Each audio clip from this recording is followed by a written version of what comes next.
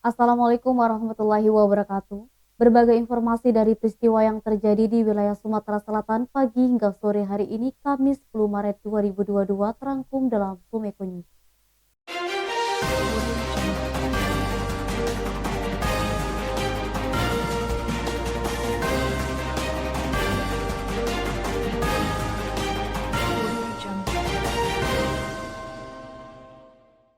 Di tengah-tengah penundaan sidang dua perkara korupsi di Pengadilan Tipikor Palembang, tim kuasa hukum terdakwa Alex Nurdin menyampaikan surat permohonan pembukaan rekening kepada Majelis Hakim Tipikor Palembang.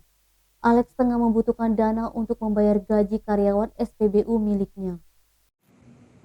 Tim kuasa hukum Alex Nurdin, Redo Junaidi SHMH dan KM Ridwan Said SH membenarkan akan mengajukan surat permohonan kepada Majelis Hakim terkait pembukaan rekening milik mantan Gubernur Sumsel 2 periode tersebut.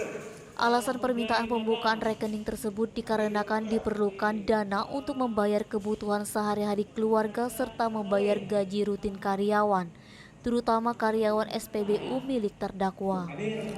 Redo berharap majelis hakim mengabulkan permohonan tersebut karena dana yang ada dalam rekening tersebut didapat terdakwa dari hasil yang halal.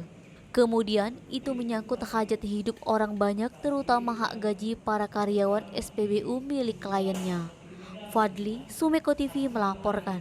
Kamar Dagang dan Industri Provinsi Sumsel diharapkan dapat membantu pemerintah daerah untuk mengatasi tantangan ekonomi dan menjadi wadah bagi pengusaha tanpa pengecualian. Permintaan tersebut disampaikan Gubernur Sumsel Haji Herman Deru pada pembukaan Musyawarah Provinsi 8 Kamar Dagang dan Industri Sumsel 2022 di Hotel Ariduta Palembang Kamis 10 Maret.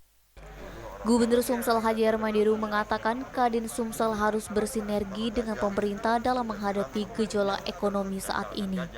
Masa pandemi COVID-19 seperti ini, Kadin Sumsel sangat diharapkan dapat membantu. Deru menghimbau kepada seluruh anggota Kadin agar tercapainya startup, melihat peluang yang bisa menghasilkan untuk kemajuan. Pejabat sementara Ketua Umum Kadin Sumsel Afandi Uji menambahkan, pihaknya saat ini fokus dalam membantu pertumbuhan ekonomi di Sumsel. Pihaknya juga akan mengupayakan agar Kadin menjadi wadah bagi seluruh pengusaha. Menurutnya, hal ini dilakukan agar tidak ada pengusaha yang secara eksklusif. Edi Handoko, Sumeko TV melaporkan. Demikian Sumeko News hari ini. Jangan lupa 3M, memakai masker, menjaga jarak, dan mencuci tangan pakai sabun. Wassalamualaikum warahmatullahi wabarakatuh.